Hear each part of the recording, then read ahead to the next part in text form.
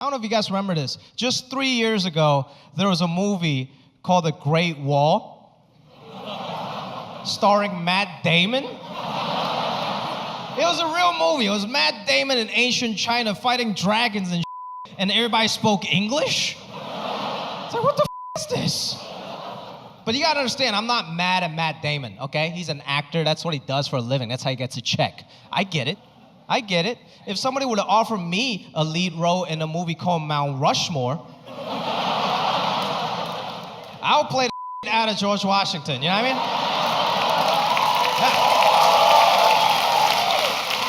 mean? No shame in my game. I'll play George Washington Carver if they let me. That's a black guy, by the way, I don't know. Gotta represent, man. I see a lot of people out here in the streets, they want to come up to me, but they're not really sure. There's a lot of debate amongst their friends. They're like, hey man, are you sure that's him? If we go up there, we gotta be sure, because if we go up there and it's not him, we're gonna look super racist. Are you sure that's not Ken Jeong? I don't know, looks kind of like Ali Wong, I don't know.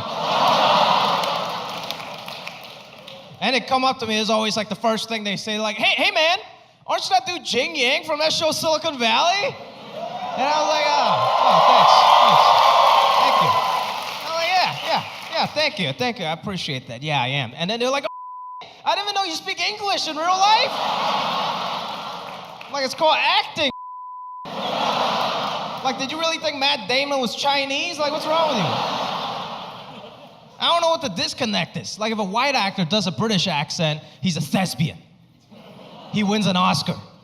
If I do a Chinese accent, I'm automatically from the old country. Representation matters, man.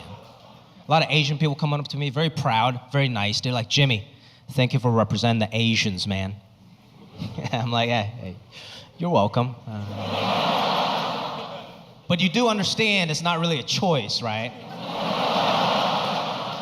Like when you wake up Asian, you can only represent Asians. I couldn't just wake up one day, I'm representing Nigerians today. I'm very proud to represent the Asians, but at the same time, there's so much pressure.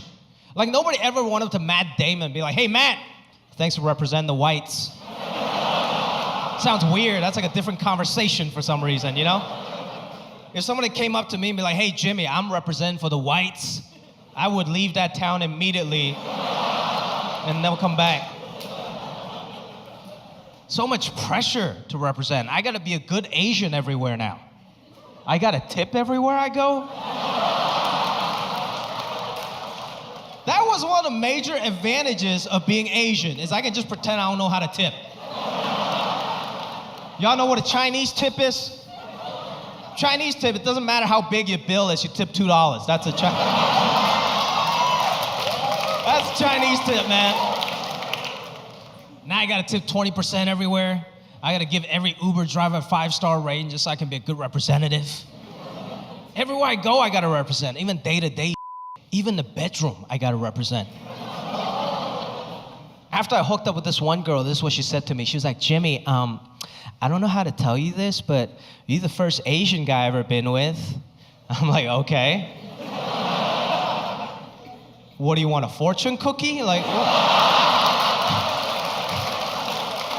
what do you want? She acted like she just unlocked a new character on Street Fighter or something. Why do you feel the need to say that? This one girl said this so disrespectful. This is what she said to me after we hooked up. She was like, Jimmy, I'm just glad the stereotype's not true. You don't have a small penis. And I'm like, I understand you just insulted my entire race of people. But thank you. First of all, thank you for thinking that I did have a small penis and we still had sex. You're the real MVP. You get 2 fortune cookies tonight, miss. Thank you. But black folks, I know one thing about us. Horror movies to us are learning manuals. For real, when we watch a horror movie, that's all we fucking need. We didn't need to go experience the shit. We watching this fucking movie, and we know that we ain't supposed to do that shit. For real, like Jason, we watched Jason, Part 3, Friday 13th. We ain't go camping. Ain't nobody go camping. Ain't nobody fucking, we don't need to. Go on out there if you want to, motherfucker. Jason gonna fuck your ass up. And I thank white folks for that. They teach us a lot of shit. Because black people are not inquisitive. If somebody come up missing, Charles gone.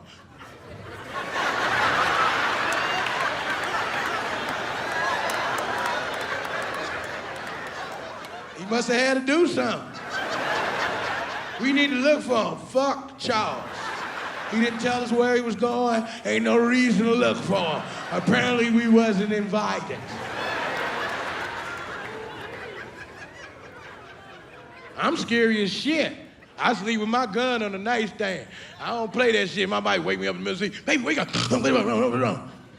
I hear somebody downstairs. I pull my gun out. Pow, pow, pow, pow. Shoot through the floor. What the fuck you doing? You said you heard somebody downstairs. Well, I'm sure they heard that. That could have been one of the kids. He could have came in here and said he was about to go downstairs. Fuck, you think I'm gonna get out of my safe-ass bed to walk down there to get fucked up?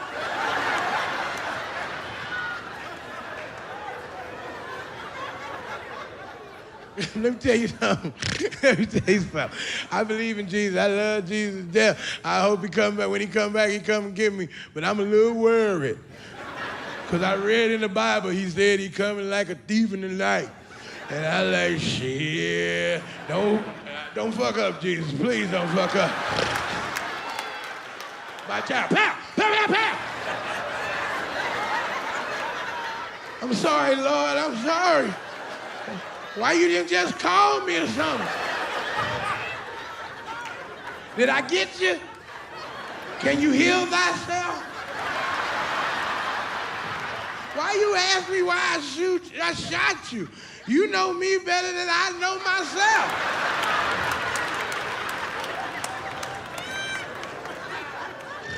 You know what kind of motherfucker I am?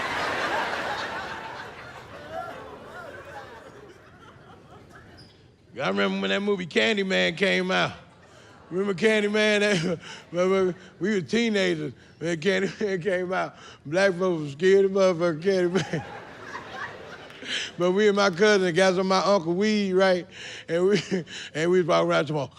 Man, I heard that motherfucking movie Candyman was based on a true story, dog. That shit for real, motherfucker. I'm telling you right now. Man, I say, man, shut your stupid ass up. Ain't no coming out no mirror. Shit, all right.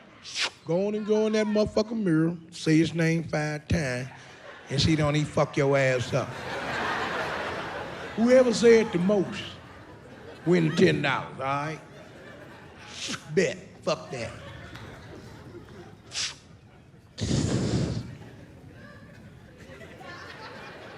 Candyman. Candyman.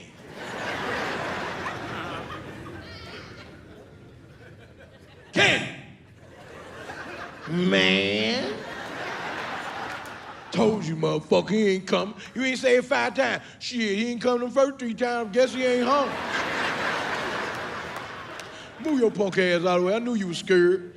No, I ain't. There you go up there. You go. My boy, cuz he come up there. He got gang shit. Fuck this motherfucker. Candyman. Candyman. Candy motherfucking man. Man candy. I said, don't fuck up and the gay ghost come through there and rape all of us. He said, yeah, I ain't saying no 4 times. I said it 4 times. Get it $10. I said, motherfucker, you didn't say it 4 times. You said man candy. Shit, that's still Candyman backwards. Fuck that. Give him that $10. I said, all right, he wanted $10. He talking all that shit. Y'all some bitches. Y'all bitches, those scary motherfuckers. Later on that night, that motherfucker got in a deep ass sleep. I got under the bed. And I grabbed that motherfucker's leg. Did you call me, Dad? When I tell you that motherfucker shit all other bed and ran out of the house, he ain't been over our house since. I'm 48 years old. Hey, man, you coming by and say what's up? Man, I would, man. So busy now. still scared.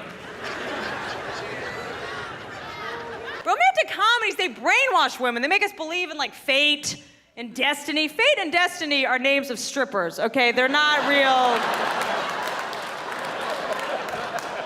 It's weird though, because romantic comedies set the bar so high for you guys, but what's weird is that guys are the ones that write all the romantic comedies. Guys run Hollywood. If women ran Hollywood, the romantic comedies would be a lot more realistic, so there'd be a lot less disappointment when you left the theater, right? No more freaking models being cast as the lead of every movie. Lead of every movie, if women ran Hollywood, Kathy freaking Bates, bitch. Angelina Jolie would never work again. I don't care. Cambodia can have her. F her. Our new sexy action star, Oprah. Bam. She blows some shit up and everyone gets a car. I would see that movie. It's funny though, because I feel like romantic comedies set the bar so high for you guys. We want you guys to act like the men in romantic comedies, but if you ever did act like the men in romantic comedies, it would totally backfire, right? Like carrying a woman up the stairs. I'm gonna carry my woman up the stairs. I'm gonna sweep her off her feet. If you guys try to do that in real life, you better make sure you don't so much as freaking wince. You better go to the gym. You make sure you can lift her weight, bitches. Because if there's like a you are so just kill yourself. Like, it's not even worth it. Oh, what, I'm fat? Is that I'm fat? George Clooney could have carried me up the stairs. Ruben Studdard could have carried me up the stairs. You have a small dick. Another thing I feel like guys are always doing in romantic comedies that would never fly in real life is guys are always like lighting candles to be romantic. No, women are obsessed with candles. We're like pyromaniacs, right? You guys come over, we have candles everywhere. You don't know if we're gonna have sex with you or sacrifice you, right? But guys, you cannot light candles. If I go to a guy's house and he's got candles everywhere, I don't think you're romantic. I think you took a dump, okay? We know what you're doing. Stop trying to glade your way out of that Chipotle. Just stop. The other thing guys do in romantic comedies that would never fly in real life is guys are always like showing up unannounced. You know what I mean? Just showing up. Like I was watching one and this woman was like gardening or something and the guy was like standing there and she turns around and was like, oh my God, what are you doing here? And the guy was like, I just had to see you. First of all, it's 2010. You can send a text, okay? Stop being a creepy stalker. It's weird. Second of all, women, we do not like being snuck up on, okay? I need a lot of time before I see my man. A lot of things need to go down before I see my man. I don't want any surprises. All right, I gotta get the baby wipes out.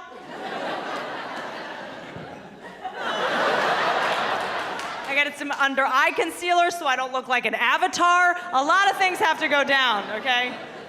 But it's so crazy because women, we put so much effort into getting ready, hours before we leave the house, right? Hair and makeup and shaving and tweezing and plucking and eyeliner, and all, which is ridiculous because women are naturally beautiful, right? You guys don't need any makeup. Women wake up in the morning and are naturally beautiful, period. You guys are fucking disgusting.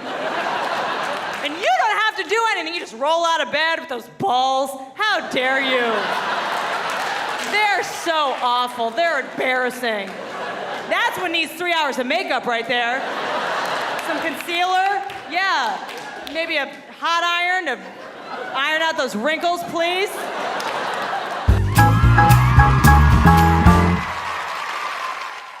So when I graduated high school, y'all, I was 6'3", 18 years old. I weighed 145 pounds. Yeah, that is that right there is what that is. Actually, is me, so is that right there is what it was. I know I only do this bit so I can take off my hat and show you I got hair, and screw you, Kenny Chesney. Actually, if it was a Kenny Chesney joke, it'd be more like that right there. No shoot, no serve, no service.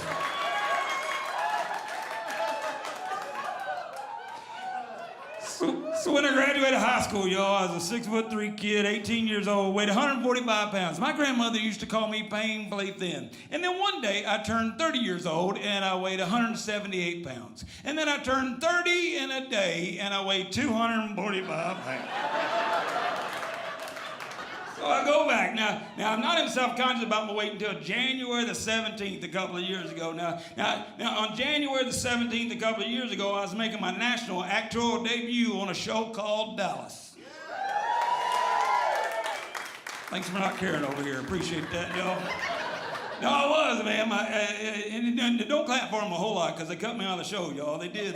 They cut me out of the show twice. No kidding. The first time I was on there as a cop, Detective Riley Anderson. I even had 3 big scenes with Bobby Ewing. We even had an episode watching party at the house. So we brought all my family and friends over to the house. We even set up a TV in the bathroom so if you went and took a dump, it didn't miss my part.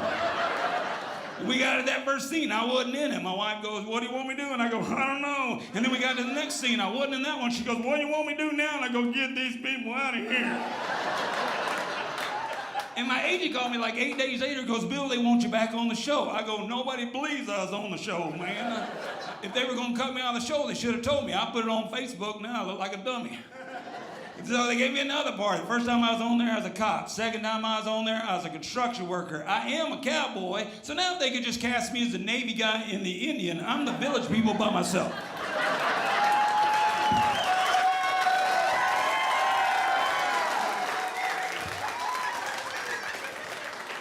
So I go back. The day before all this happens, my agent calls me from New York. He goes, hey, Bill, I know you got your big actorial debut coming up. Have you thought about losing some weight? I said, it's tomorrow. He said, I know, but they got a new product out now, and you might consider it while you're wearing it on set. It's called Spanx for Men. And, okay, apparently 3 women know what I'm talking about. Fellas, if you don't know what Spanx for Men is, it first came out of Spanx for Women. And if you don't know what that product is, have you ever gone out with your wife or your girlfriend and her butt looks amazing through dinner? And then you get home and she goes in the bedroom by herself. And then you hear this noise, blah, blah, blah, blah, blah, blah, blah, blah, blah, blah. Well, that heifer had on Spanx. See, some women aren't laughing right now because you can't breathe. And,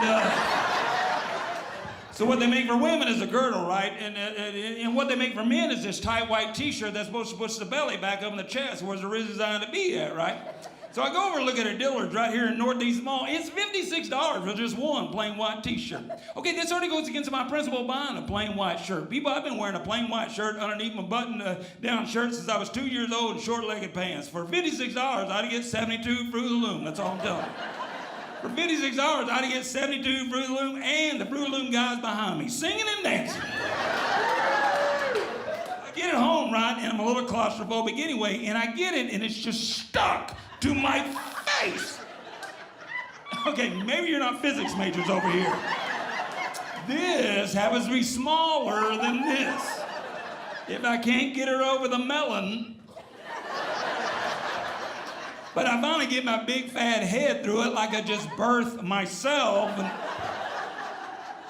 And I shove my 2 arms through it and it's just balled up like a weird man's sports bra that you then get to unroll over your own fatty flesh.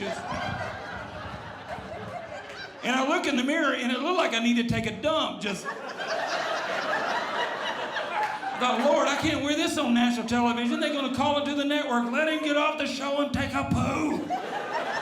And then when you take it off, it's like you just open up a can of biscuits. Do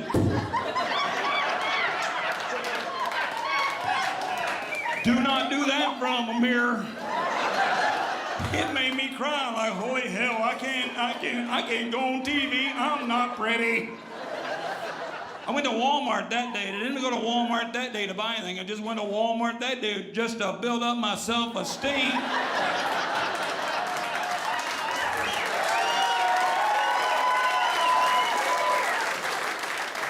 Walked around the whole day going, I ain't that fat, I ain't that fat. I'm 4 biscuits away from a scooter.